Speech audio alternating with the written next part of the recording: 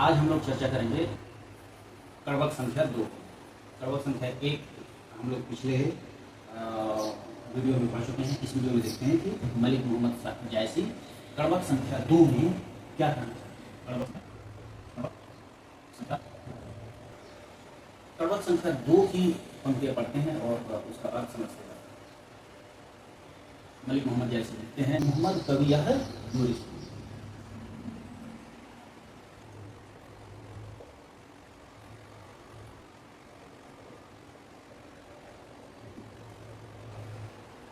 तो ये जो हमने लिखा यह है पहली अर्धाली। इस अर्धाली में मलिक मोहम्मद जायसी कहते हैं कि मोहम्मद यही कवि जोड़ सुन, कहते हैं कि मोहम्मद कवि यह जोड़ के सुनाया है। क्या जोड़ा है?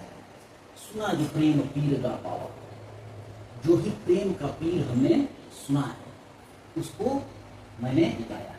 पूरे काव्य में विशेषकर परमावत में ये जो प्रेम की पीड़ा है वो झलकती है।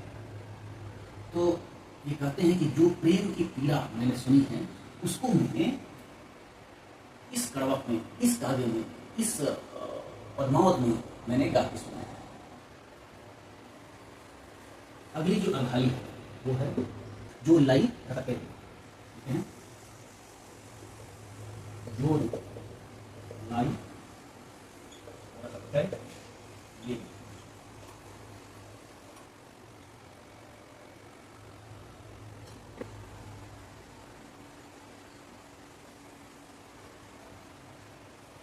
अब यह जो अर्धाली है इसके माध्यम से मलिक मोहम्मद जायसी कहना चाहते हैं, यह जो काव्य हमने जोड़ा है, यह रचना की है, ये प्रेम के पीर का काव्य जो हमने जोड़ा है उसको रकत की लेई से जोड़ा है। लेई कहते हैं एक गाढ़ा द्रव जो आटे से बनाया जा सकता है, उससे दो चीज़ों को आपस में जोड़ा जा सकता है। दो कागज उनको आपस में खूब बढ़िया से जोड़ा जा सकता है। तो ये कह रहे हैं कि जो लाई रकत के हमने रक्त की, हमने अपने खून से इसे, खून की लेई से हमने इस काव्य को, प्रेम के पीर के काव्य को जोड़ा है। गाढ़ी प्रीति नयन जल को, और नयन जल से, आंसुओं से हमने इसे भिगोया है या सींचा है। ये प्रेम के पीर का जो काव्य है जो हमने जोड़ के सुनाया है, इसको हमने अपने रक्त की लेई से जोड़ा है और आंसुओं से भिगोया है, आंसुओं से इसको हमने सींचा है। देखते हैं अगली अर्धाली।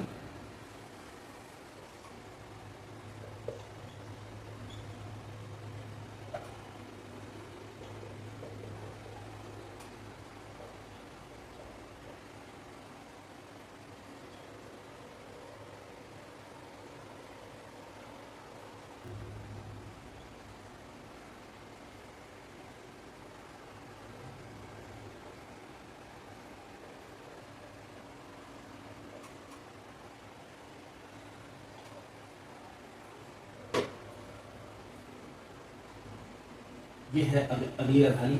इसमें मलिक मोहम्मद जायसी कहते हैं कि मैंने सोच समझ के यह काव्य रचा है।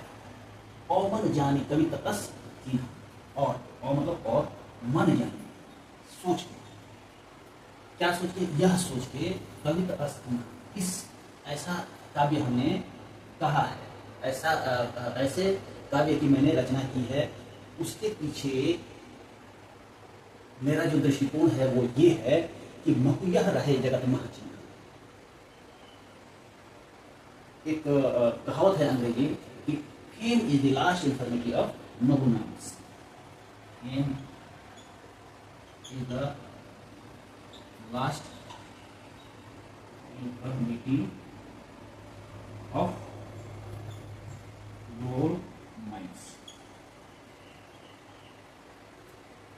फेम यानी कि प्रसिद्धि, प्रसिद्धि जो है नोबल माइंड्स, अच्छे लोगों की, बड़े लोगों की लास्ट इंफर्मिटी, अंतिम उनकी कमजोरी होती है। इंफर्मिटी मतलब कमजोरी। जो अच्छे लोग होते हैं, बड़े लोग होते हैं, संत के तरह के लोग होते हैं, उनको किसी भी चीज की इच्छा नहीं होती सिवा एक fame. Fame is the last infirmity, जो प्रसिद्धि है वो उनकी अंतिम कमजोरी होती है। यानी कि प्रसिद्धि के लिए उनको जग से कुछ नहीं चाहिए, संसार से कुछ नहीं चाहिए, लेकिन प्रसिद्धि उनको चाहिए। उनकी कमजोरी बन जाती है कभी कभी प्रसिद्धि। और जानी कविता असली कहते हैं कि यह जान के हमने मन में यह सोच के यह कविता की है, यह काव्य रचा है, महु यह रहे जगत महु मतलब उसको, और यह रहे जगत मह चिन्हा, चिन्हा मतलब मेरी पहचान बन गई। मैं चाहता हूं कि यह काव्य लोग पढ़ें और इसके माध्यम से मुझे याद रखें। प्रेम के पीर को जो मैंने गाया है यह लोगों के मस्तिष्क में रहे और इसके माध्यम से लोग मुझे भी याद करते हैं, मेरी कीर्ति बनी रहे। मैं रहूं ना रहूं, मेरी कीर्ति बनी रहे, जगत में लोग मुझे पहचानते रहें, जगत में मेरी पहचान बनी रहे। देखते हैं अगली अर्थ।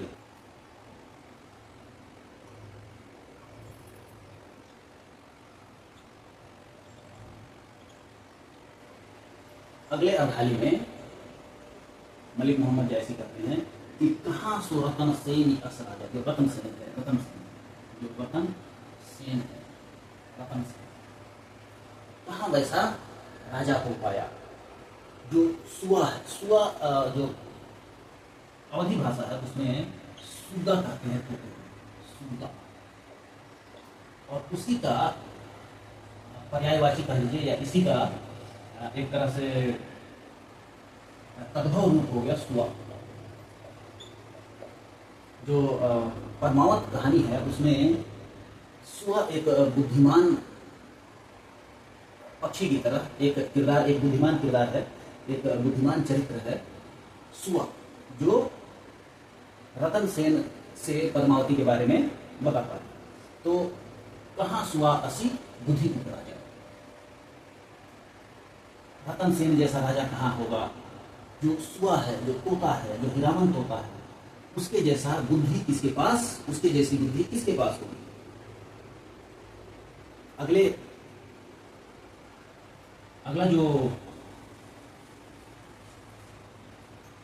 जो अर्धाली है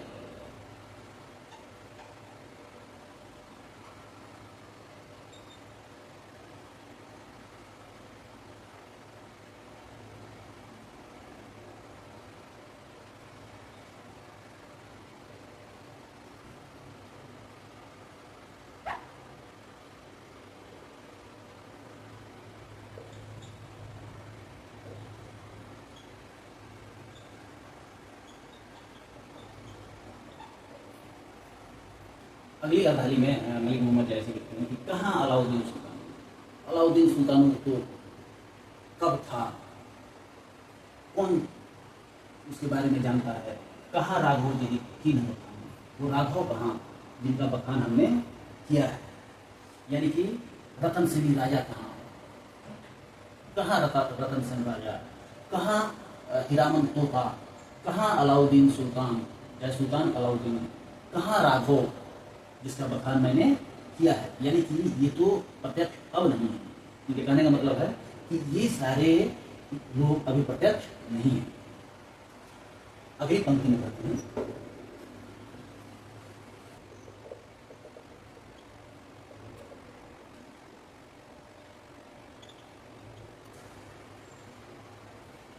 इस अर्धाली में मलिक मोहम्मद जैसे लिखते हैं कि कहाँ स्वरूप पद्मावती रानी, सुंदरी स्वरूप सुंदरी पद्मावती रानी कहाँ, प्रत्यक्ष तो नहीं है।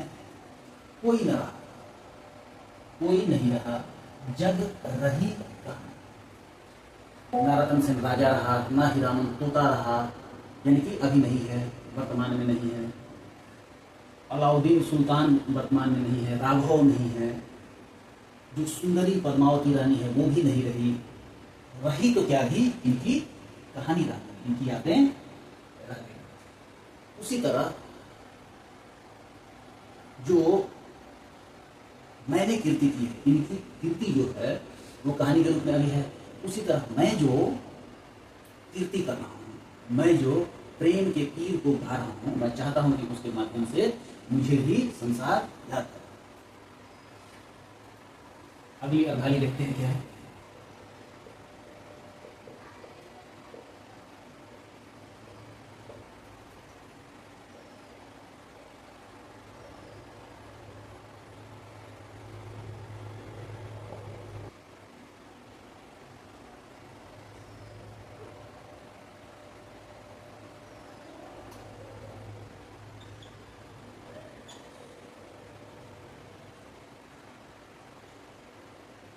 इस अर्धाली के माध्यम से मलिक मोहम्मद जायसी कहते हैं कि धनी सो पुरुष, धनी यानी धन्य है वह पुरुष जिसका यश और जिसकी कीर्ति बनी हुई, यानी कि जिसका यश और जिसकी कीर्ति विद्यमान है।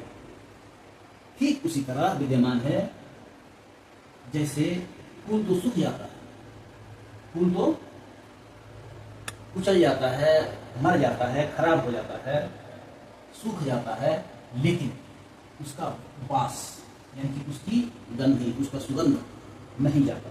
उसी तरह वो पुरुष धन्य हैं जिनकी कीर्ति और जिनका यश, जो फूल मिट गया है उसके वास की तरह, उसके सुगंध की तरफ अभी भी वर्तमान है। यानी कि जिन लोगों का यश मैंने अपने काव्य पद्मावत में वर्णन किया है, जिन लोगों के यश का वर्णन किया है, वो लोग तो अभी हैं नहीं, लेकिन उनकी कीर्ति उसी तरह विद्यमान है जैसे फूल के नहीं रहने पर भी उसका सुगंध विद्यमान रह जाता है। इस तरह हमने एक एक करके 7 अर्धालियां देखी और यह मलिक मोहम्मद जायसी का कड़वा है। इसमें 7 अर्धालियों के बाद एक दोहा आता है, तो 7 अर्धालियां हो गई। उसके बाद एक दोहा है, और दोहा क्या है? केई न जगत जस बेचा, केई न लीन जस में, यानी कि यश जो है न उसको जगत में ना यश को कोई बेच सकता है, ना यश कोई खरीद सकता है।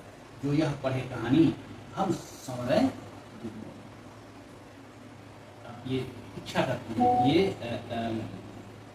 ये चाहत रखते हैं, ये अपनी इच्छा प्रकट करते हैं कि हम तो यही चाहते हैं कि यह कहानी जो भी पढ़े वो मेरे लिए 2 शब्द कहे।